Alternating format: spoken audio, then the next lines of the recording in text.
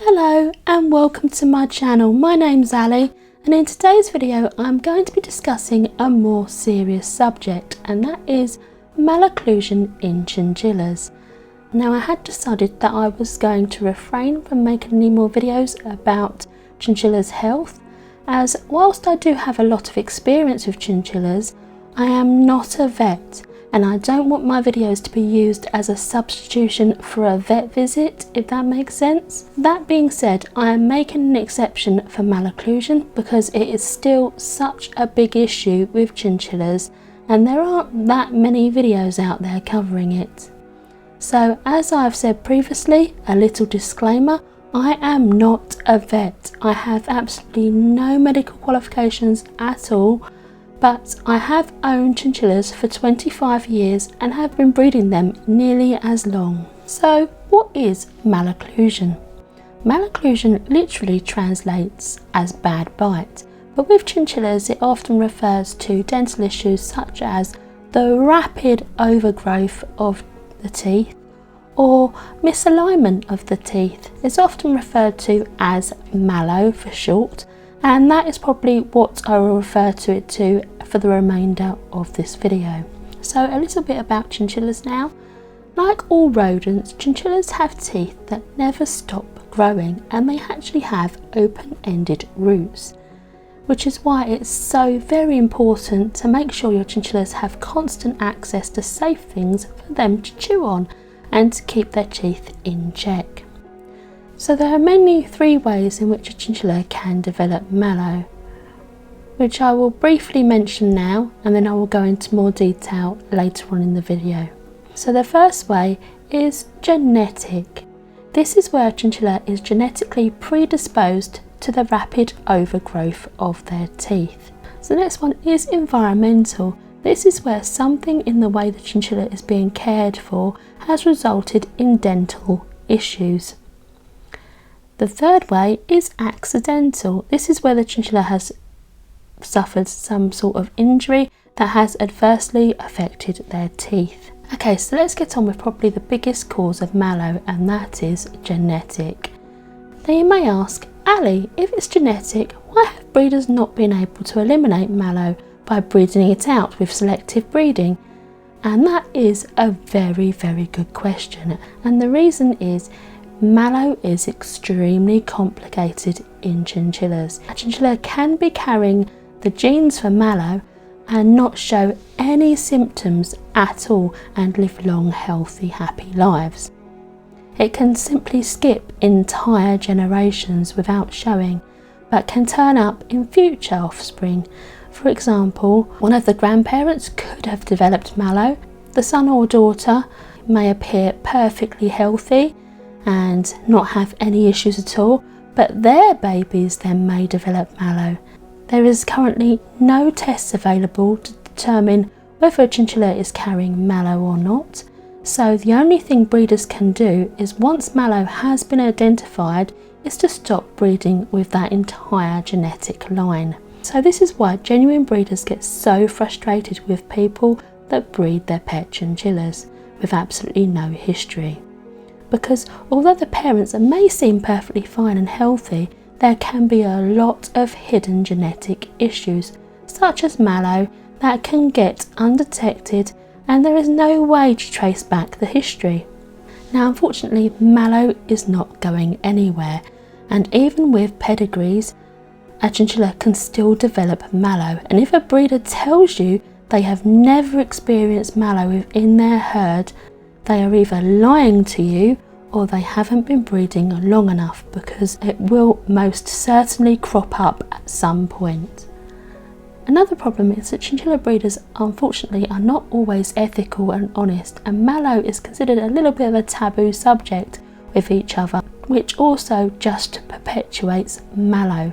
I personally have been sold breeding chinchillas from what were meant to be reputable breeders that I later found out had sold me chinchillas for breeding, knowing full well that there was malo within that line. In one case, an adult chinchilla was sold to me for breeding purposes, and I later found out, by accident I might add, that the mum of the chinchilla had in fact died from malo long before the chinchilla was sold to me. Of course, I stopped breeding from that chinchilla's line, and unfortunately that chinchilla did end up developing Malo and had to be put to sleep. So there were issues all round.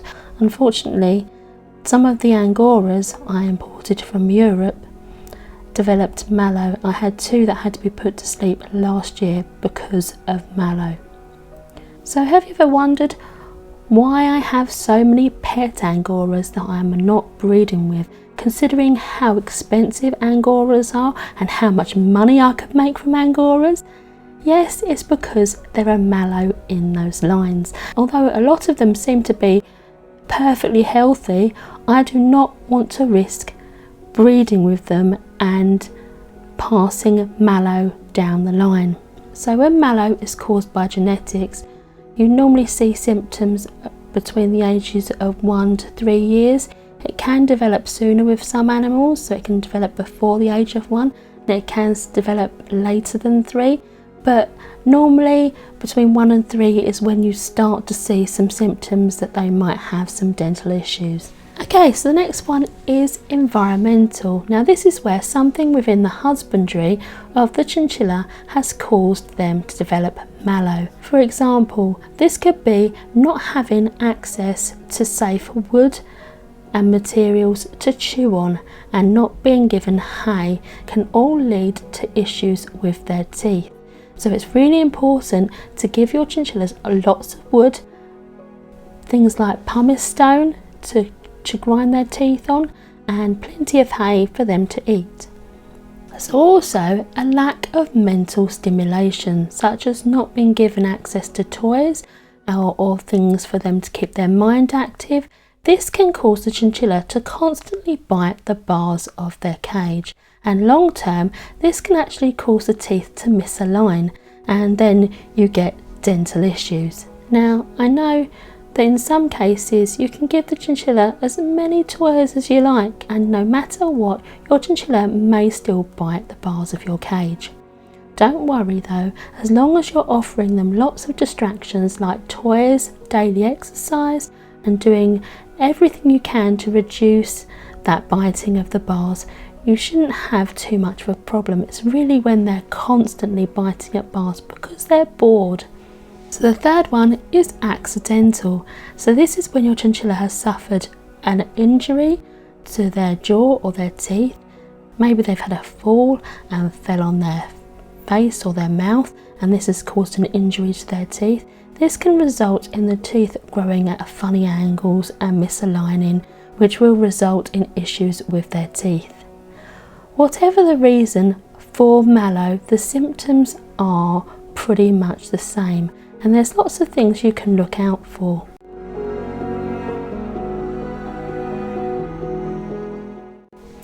Early signs that your chinchilla may be suffering from Malo can be a change in how your chinchilla eats.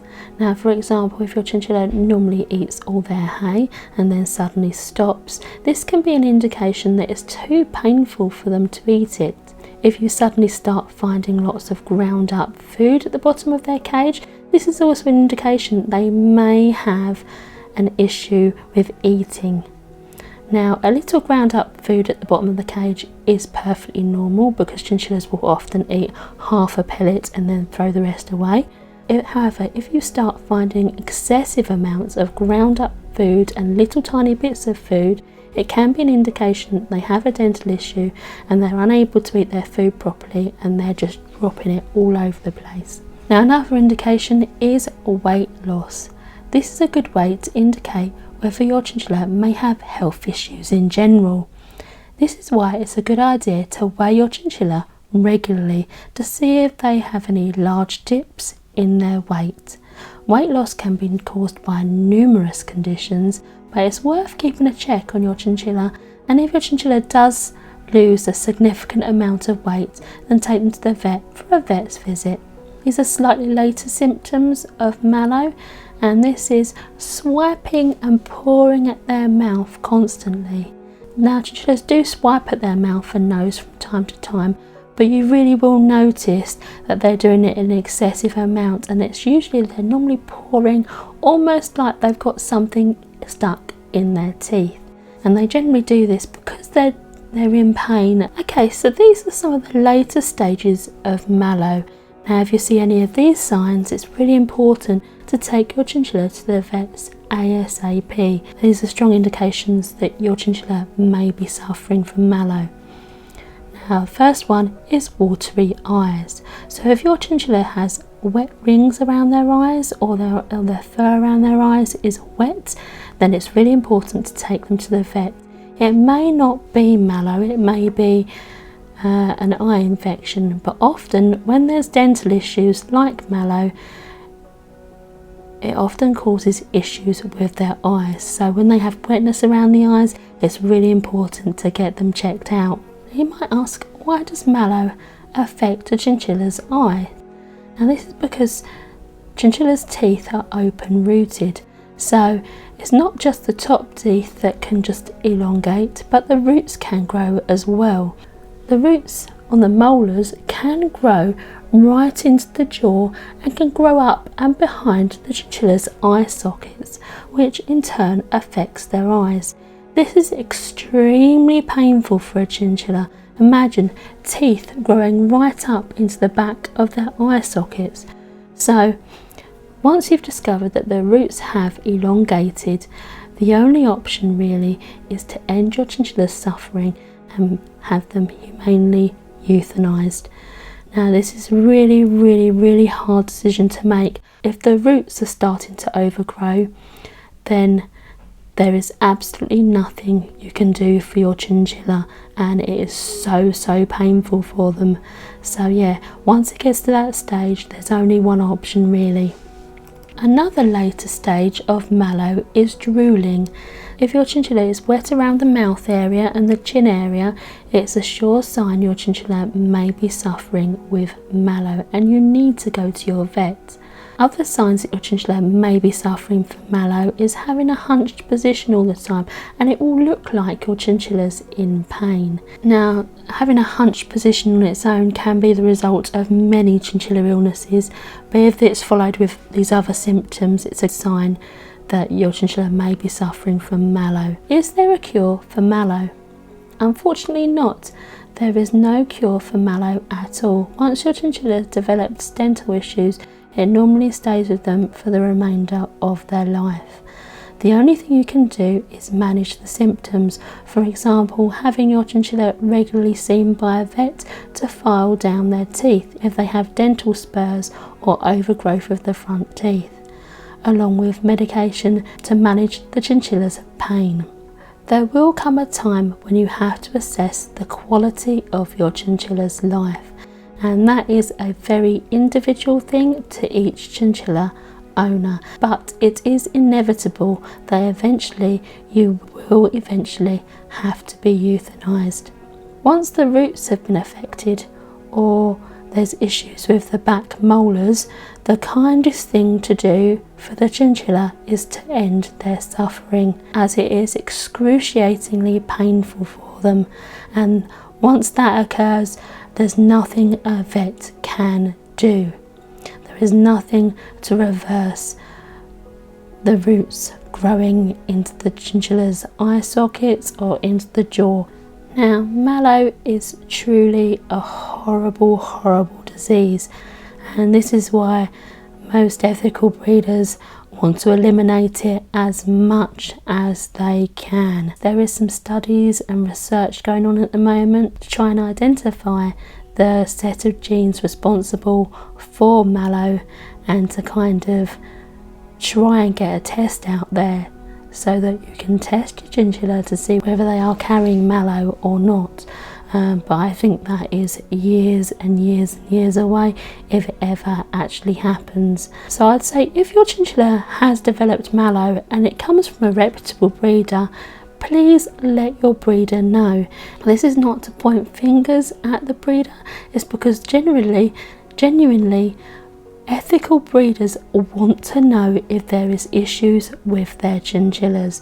They want to be able to eliminate it, and even with all the pedigrees in the world, a reputable breeder could still have a Malo in their line, because it is so hard to isolate and to eliminate, unfortunately. Yeah, I hope this video has been informative, and I'm sorry it's such a serious subject, but it's one I feel like I need to talk about. And yeah, I hope to see you in another video soon. Goodbye for now.